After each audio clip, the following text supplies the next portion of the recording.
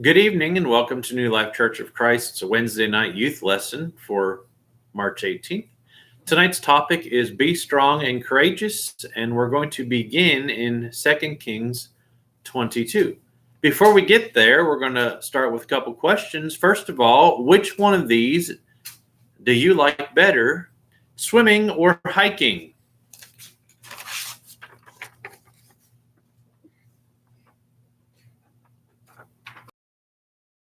Running or walking?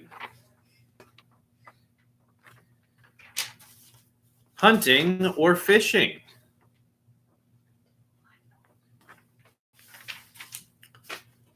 And more enjoyable, maybe, what do you like on your pizza?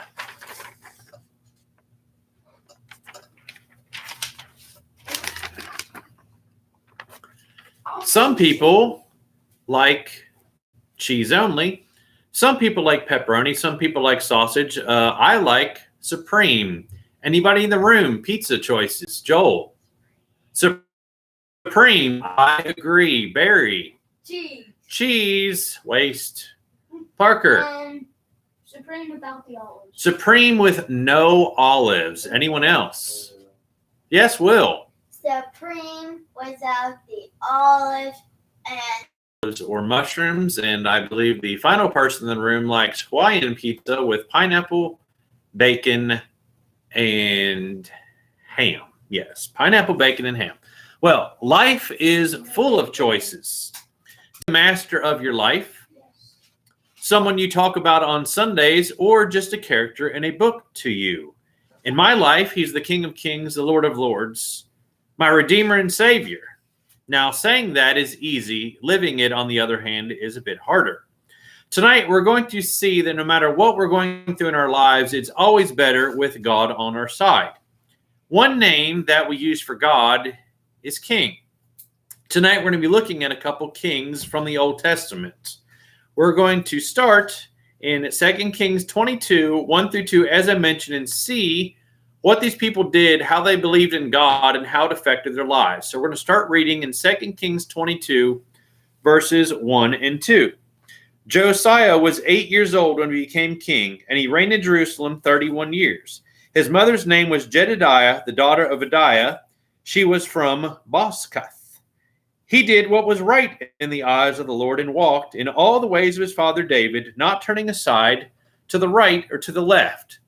So the question I have for you as we start is, what do these verses say about Josiah? Yes. that he ruled over Judah for 31 years. So he ruled over Judah for 31 years. Anyone else? Yes. He was king when he was 8. Okay. Anybody else? He was king when he was 8.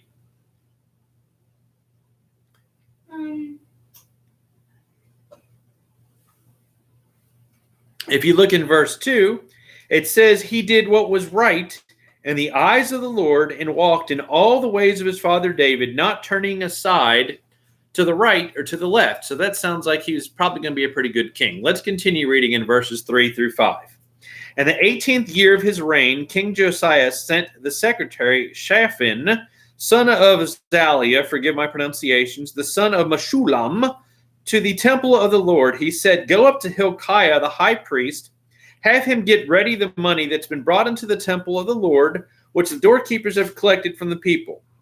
Have them entrusted to the men appointed to supervise the work on the temple, and have these men pay the workers who repair the temple of the Lord." So the question is, what does he do here that shows he's concerned about God?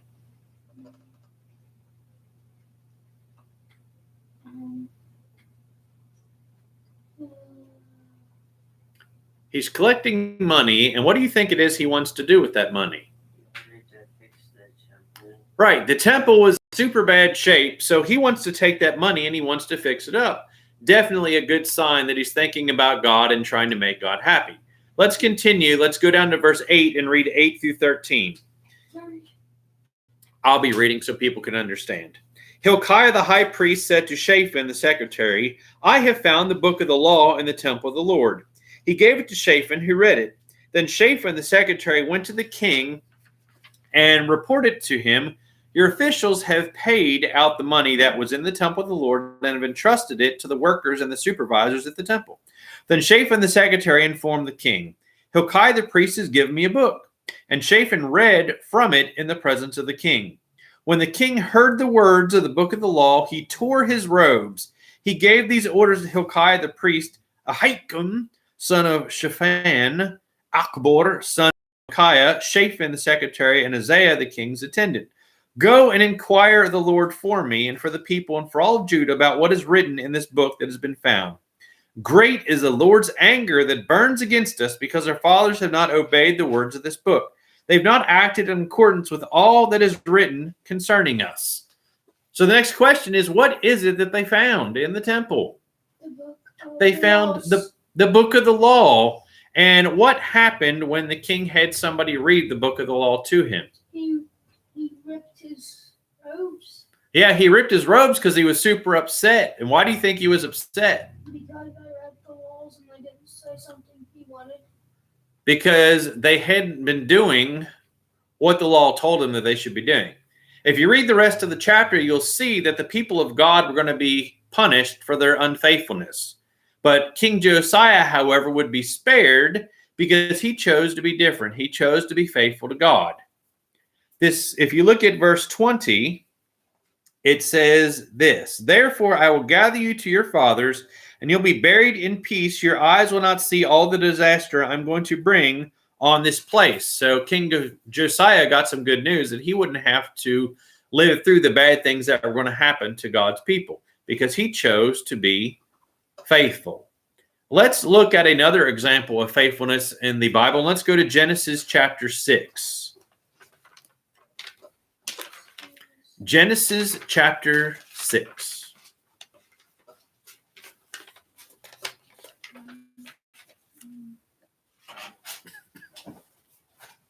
In the Old Testament. Yes, that is the first book in the Old Testament. That is correct. And we're going to be reading verses 2 through 7 of Genesis chapter 6. The sons of God saw that the daughters of men were beautiful, and they married any of them that they chose. Then the Lord said, My spirit will not contend with man forever, for he is mortal. His days will be 120 years. The Nephilim were on the earth in those days, and also afterward, when the sons of God went to the daughters of men and had children by them. They were the heroes of old, men of renown. The Lord saw how great man's wickedness was on the earth, and how to become, and then every inclination of the thoughts of his heart was only on evil all the time. The Lord was grieved that he'd made man on the earth, and his heart was filled with pain. So the Lord said, I'll wipe mankind whom I have created from the face of the earth, men and animals and creatures that move along the ground and birds of the air, for I am grieved that I have made them. So what are some things that we just read that said that mankind was probably not doing what they're supposed to do? Yes, Will. God said that he was grieved. So he was grieved. So God was very sad about mankind. Anybody else? Yes, Barry. He said he wiped the face of mankind off the earth. Yeah, so he says he's going to wipe mankind off the face of the earth. That's probably not a good sign that they're doing what's right. Anybody else? The Lord saw that the wickedness of a man was great in the earth. Yeah, so God saw how wicked mankind was. On the other hand, man who's doing what's right. Let's think of some of these things that it said, though. It said people married whoever they wanted. They only thought about evil all the time. God was sorry that he made them, and he planned on wiping out humanity and starting over. But then we get to verse 8, and it says, But Noah found favor in the eyes of the Lord. Let's look at verse 9. This is the account of Noah. He was a righteous man, blameless among the people of his time, and he walked with God. Noah had 3 sons, Shem, Ham, and Japheth. So we see, despite the sinfulness of the world around Noah, he was actually doing what was right. If you continue reading in verse 11 and 12, it says that the world was corrupt and full of violence. And in verse 17, God tells Noah he's going to do what? What's it say in verse 17? God says to Noah he's going to do. I will bring a flood of waters upon the earth to destroy all flesh in which is the breath of life under heaven. Everything that is on the earth shall die. All right, so God warns Noah that he's going to send a flood to destroy the earth, but he gives Noah and his family some instructions for being saved from that, from being rescued from the flood and from dying with the rest of mankind. The situation doesn't sound too different from the world today. The world's full of corruption, sin, and violence. People marry whoever they want to marry and do whatever they want to do. All they think about is bad things, and God has called us, the church, to be different. He's called us to be faithful like Noah. And like Noah, he gave us instructions for salvation on how to be saved, and we just have to follow him in faith. Well, let's go back to another king, king number 2, one that is very different from Josiah and Noah. We're going to find him in 2 Kings chapter 21. 2 Kings 21.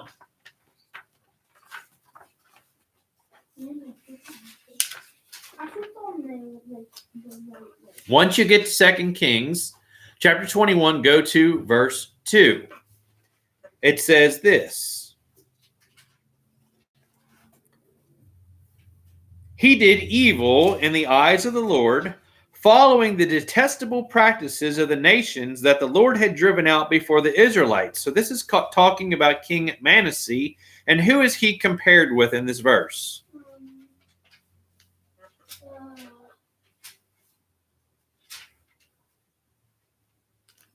2 Kings 21:2.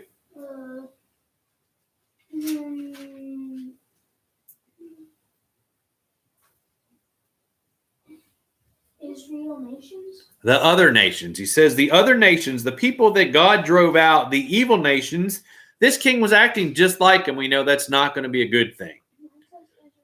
Okay. Verses 3 through 5, he says, he rebuilt the high places his father Hezekiah had destroyed. He also built altars to Baal, made an Asherah pole as Ahab, king of Israel, had done. He bowed down to the starry host and worshipped them. He built altars in the temple of the Lord, in which the Lord had said, in Jerusalem I will put my name. In both courts of the temple of the Lord, he built altars to the starry host. He even sacrificed his own son in the fire, practiced sorcery and divination, consulted mediums and spiritists, and he did much evil in the eyes of the Lord, provoking him to anger. So what are some of the bad things that these verses tell us that this King Manasseh did? Yes, Barry. Burnt his son. So one of the things he did, he actually sacrificed his own son to a false god. Right. So we see him worshiping false gods, putting altars to these false gods in the temple, and even sacrificing his own son. Definitely not the type of king that God would want for his people. Now, let's look at verse 9 and see what effect this is having. Them astray, so they did more evil than the nations the Lord had destroyed before them. So even when God sent someone to speak to his people, they wouldn't listen, and they listened to the king and did what the king told them instead. So let's look at verses 11 through 12 and see what's going to happen next. Manasseh, king of Judah, had committed these detestable sins. He'd done more evil than the Amorites who preceded him, and has led Judah into sin with his idols. Therefore, this is what the Lord, the God of Israel, says. I'm going to bring such disaster on Jerusalem and Judah that the ears of everyone who hear of it will tingle. Sounds like bad times are coming for Judah. Why is that? Because their king was horrible. And the people were doing exactly what he said instead of what God said. Yeah, let's look down at verse 16. What else is Manasseh doing that's wrong? He says, he also shed so much innocent blood that he filled Jerusalem from end to end, besides the sin that he caused Judah to commit, so that they did evil in the eyes of the Lord. So what else does it look like he's been doing? Besides sacrificing his son, worshiping false idols, Killing people that haven't done anything. killing innocent people. So clearly not a good guy. So think about You mean the words. What? You mean Cain? Yeah. So think about what God said to another leader of his people. This guy's name was Joshua. You can find these words in Joshua chapter 1. In verse 5, God tells Joshua in Joshua chapter 1, verse 5, he says, no man will be able to stand before you. In verse 6, God says, be strong and courageous. He promises to be with Joshua, to never leave him or forsake him. Did you know that God made that same promise to us, the church? In Hebrews 13:5, God says the same thing. I will never leave you nor forsake you. And back in Joshua verse 7, he says again to Joshua, be strong and courageous, and adds to this, do all the law that Moses had commanded you. Do not turn from it to the left or the right. Meditate or think about it day and night. Do not let my words depart from your lips, and do all that is written there. God promises to be with him and to give him success. And he says one more time in verse 9, be strong and courageous. God said that 3 times. The final time he adds, for the Lord your God is with you wherever you go. We would all agree that living a faithful life can be hard, but life is always better when we have God working with us. We've seen tonight the difference between faithfulness and unfaithfulness, blessings and curse, life and death. The Bible is full of examples of this. No matter what the news says or what the government says, always remember what God says in his word. Be strong and courageous. Do the things I've commanded you to do. That's what it means to be faithful. That is what God has called us, his church, to do. If you have any prayer requests, please submit them on our Facebook or YouTube page. Everybody say good night. Good night. No. And Will would like to give you all a special goodbye greeting before we leave.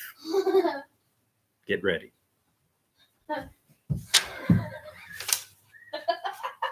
Isn't that great?